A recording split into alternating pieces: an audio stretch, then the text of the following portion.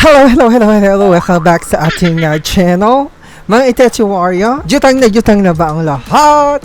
Sa mga hindi pa nakajutang, pasokan na naman ng mga Junakis. Talaga naman. So ito, papakita ko sa inyo, hihimay-himay natin ang best personal loan with low interest rate. O ano ba Itechi Warrior ang hihimay-himay natin ngayon? So balita ko, isa na naman pong legit. Yes, lehitimo po ito kasi Bangko Itechi Warrior. Kilalang kilala siya sa mundo ng finance. O, antara hindi ba? So, alam niyo na kung sino Itechi Warrior. O, talaga naman siya ay si BPI personal loan. Yes. 'Di ba? Wala lang kailangang bonggang-bonggang introduction or overview or kinembular ni BPI. So kilala niyo na siya. It's a traditional bank. So talaga naman, i-check natin ang kanyang offer na personal loan. Kasi nga ang dami-dami nagtatanong. Pasokan na naman, di ko alam kung saan ako kukuha or hihiram. Hindi ba? Kasi wala pang pinapadala yung aking jusawa from abroad. So, Team Marcos, baka naman meron kang mai-recommend na legit na bangko na pwede kong jutangan. O, diba? May ganon. So, maikwento ko lang. So, meron akong savings account with BPI, isang payroll account at saka isang personal savings account ko. Yung personal savings account ko, matagal na yun, tita. As in, year 2013, 14, mga ganon. Ang tagal na nung aking personal savings account with BPI. And I tried applying many times with BPI for their personal loan. And maikwento ko lang, lagapak naman. Hindi ako ina-approve ni BPI. Pero itong video na ito para sa inyo because some of you guys are asking me which legit na lender or pautangan ang pwede kong japlayan or masubukan, Team Marcos, sa panahong Itechua na kinaray-karay ang alindog ko. Kasi itong si Mr. hindi pa nagpapadala ng tuition ng aking Junakas. Diba? O diba, baka pa pwedeng bumali or humiram muna sa isa sa mga lender or pwede mong ma-recommend na pwede kong jutangan ngayon. Okay, so eto na nga. So wait, sandali. Bago, wag kang mag-skip. Wag kang mag-skip. Tarat. Hindi.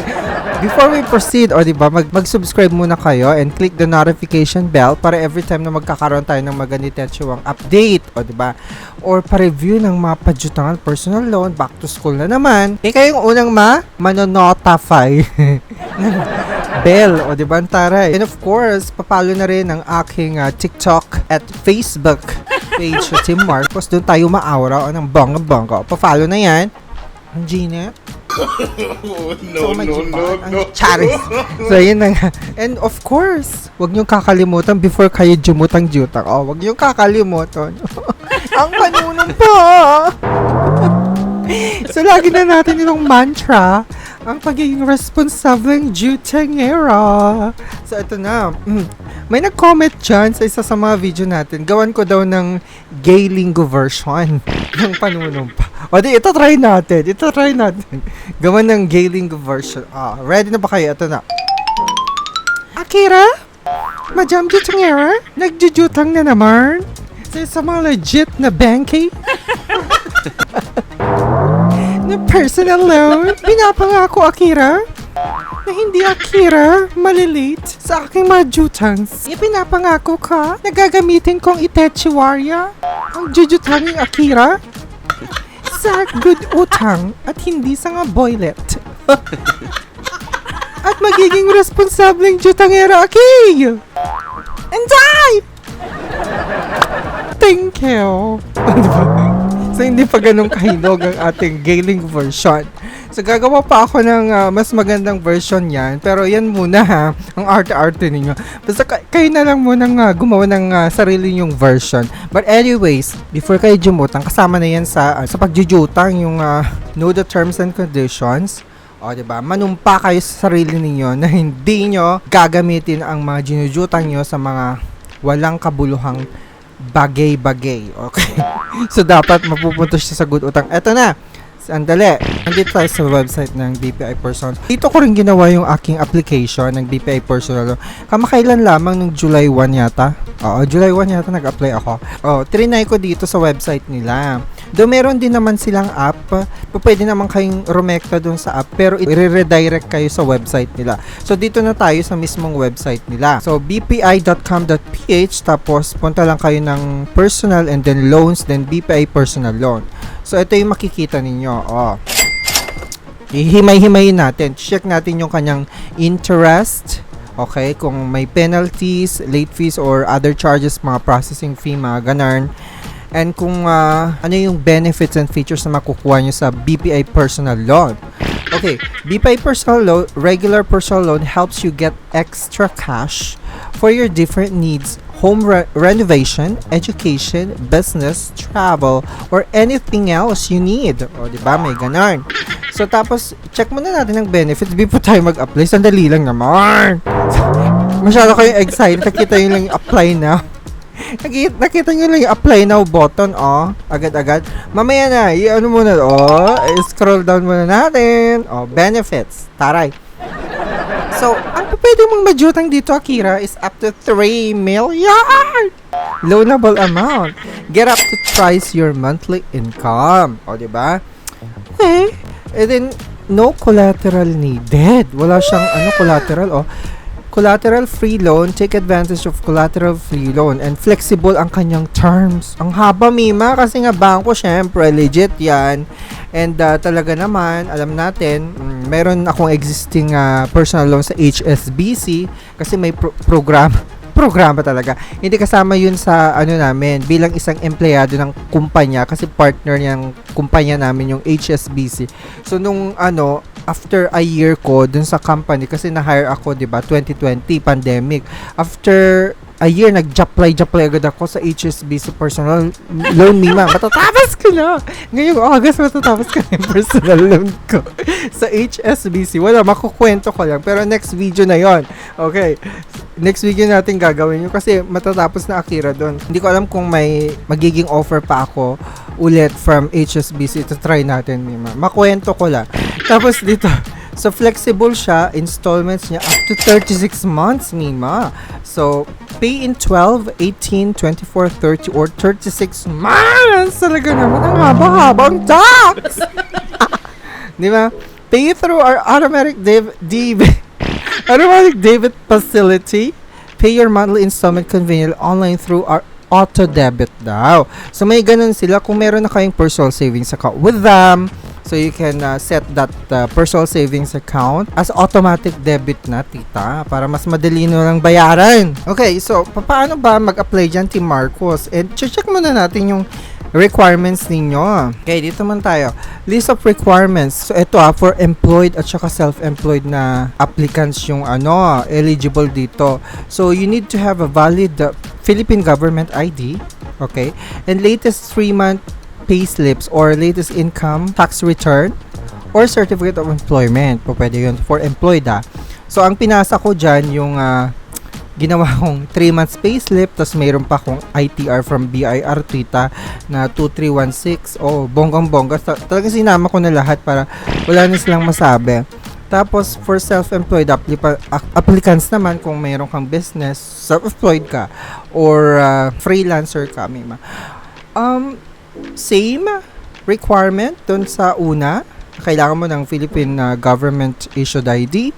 Tapos, audited financial statement for 3 years or ITR din. Tapos, business registration certificate, mga ganun. So, ang gagawin mo para makapag-apply dyan, mag-fill out ka ng online application form gaya na ginawa ko. Upon successful submission, you will receive an email that your application has been received. Tapos, mag-wait ka na lang ng siguro mga ilang days, 3 business days or 5 business days for the SMS notification regarding the status of your application. Okay, before we go further, siyempre, check muna natin. So, yung mag-loan calculator muna tayo. Get an estimate of your monthly installment. So, let's say for example, kung magkano ang kailangan ko, Mima. Okay, wait lang. Check muna natin dito. Okay, dito ha. So, personal loan, tapos magkano ang tuition ng mga Junakis ninyo. Kung depende sa inyo kung ilan yung Junakis ninyo nag-aaral sa private or kung hindi sa private, syempre kailangan yung bumili ng school supplies, hindi ba? So let's say 20,000 o kunwari 20,000. Okay. So ito yung estimated computation. Alright, so 20,000 na personal loan. Kapag ang term is 12 months, ang babayaran mo every month is 1,906 and 67 cents.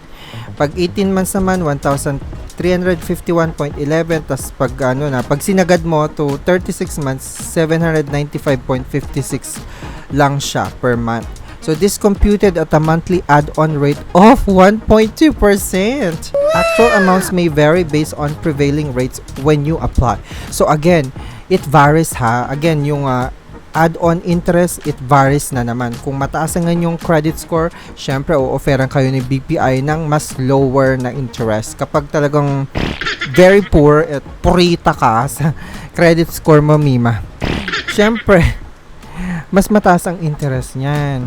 So, eto muna, check din natin ang kanyang terms. Okay, check natin kung makikita natin dito yung interest.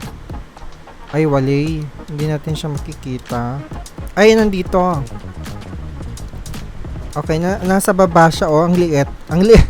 So, yung fine print, very, maliit siya. So, kailangan yung basahin talaga. Huwag nyo kakaligtaan yan. So, ang sinasabi dito, the maximum annual contractual rate is 25.60%. Flexible loan term options from 12 to 36 months. A minimal one-time processing fee. May one-time processing fee siya of 1,500 pesos will be deducted from the loan proceeds. Tapos may documentary stamps tax pa worth of 1 pesos and 50 cents. Above 250,000 pesos lang naman. Kapag ang ginutang mo is above 250,000 pesos, may documentary stamp tax ka. Pero below nun, wala naman. Okay, so kung ako sa inyo, mas pipiliin kong jumutang na mas malaking amount aside from the 20,000, gawin ko na lang kayong 50,000, mga ganun. Kasi sayang din yung one-time processing fee, 1.5 din yon. Still up to you to decide. Okay, anyways, apply na natin. So, ganito siya. Actually, nakapag-apply na ako. I'm just walking you through on how to do it. So, dito lang sa website, napakadali. All it takes is 5 to 10 minutes to complete this application. Have your ID and proof of income ready na para wala nang hassle. You may open a BPI deposit account after the loan has been approved. The BPI deposit account is where your loan will be released and where the bank will be auto-debiting your monthly. So, maswerte kayo kung meron na kayong BPI, existing BPI personal savings, hindi nyo na kailangan mag-open up ng BPI deposit. Kung wala pa or hindi ka pa depositor ng BPI, kailangan mo mag-open ng BPI talaga. So, i-fill up mo lang to, are you a Filipino citizen, ganyan-ganyan. So, kailangan din nila date of birth. Yan, kung are you a principal credit card holder for at least 12 months. Sinabi ko dyan, yes, kasi meron akong existing RCBC Flex credit card, hindi ba? So, nilagay ko na yan. So, basically, that's the process. I-continue mo lang yan, fill up mo lang hanggang sa marating mo yung kaduluduluan na i-confirm mo na lang yung details. And mabilis lang naman siya. Actually, you just need to provide your basic information. Tapos, kung employed ka, yung employment information mo. And then, kailangan din ng yung requirements, i-attach mo yung COE, yung ITR mo, yung payslip. Tapos, makaka-receive ka na ng parang reference number. Okay? Dito mismo sa page mismo ni BPI. Okay? Tapos, at the same time, meron ka ding marireceive na text na yung application mo is now on process. So, I believe it takes 3 to 5 business days nung nalaman ko yung resulta. So, ito yung naging result. Oh, Mima. Lagapak si Akla. Lagapak Akira. So, yun yung naging resulta, tita. Though, talagang yung personal savings ko is matagal-tagal na kay BPI. Hindi ko alam kung bakit nila hindi ako ina-approve. Pati sa credit card, tita. Kasi nga mababa yung credit score ko. Pero anyways, magtitiis muna ako and malay mo, balang araw offeran din ako ng BPI, hindi pa. So, siguro hindi pa kailangan ngayon, jumutang-jutang sa personal loan ng BPI. So, isisave ko muna yung oras ko and energy sa pag-japlay Detective War. Yeah, magbe-build muna ako. I will continue to build my credit score kasi nga, pinapataas ko pa yan ng bonggang-bongga and eventually, tataas din naman yan as long as I do my payments on time sa lahat ng mga ginujutangan ko ngayon, lalo sa mga legit na nagsasubmit sa CIC, hindi ba? So, it's really important for us to take care of our credit score. Kasi future din natin yan eh. Kapag kailangan nating jumutang in the future, mapa-car loan pa yan, home loan, personal loan, ka-ekan loan, di ba? Sinisilip talaga nila ang inyong credit history. So, lahat yan, mga legit na bangko, they will run credit check. Okay? Do not forget that they will run a credit check every time you apply for a loan. Mapa-credit card pa yan, personal loan. They will run a credit check. Anyways, that's it mga Mima. At least na-share ko sa inyo ang pwede nyo jutangan in times of needs. Mga ganitong buwan, July, di ba? Papasokan na ng ating mga Junakis. So, try nyo lang naman. Wala namang mawawala pag trinay nyo, hindi ba? Ang jumutang dito sa BPI Personal. Balitaan nyo ako kapag nakapag-try na kayo and na-approve kayo ha. Para makakuha din ako ng idea paano kayo na-approve ng bonggang-bongga. Maraming salamat. Don't forget to subscribe to my channel. And click the notification bell para every time magkakaroon tayo ng ganitong video, kayong unang ma-jajambunan ng Chika Bam Bam. And of course, be a responsible jutangera. And I thank you.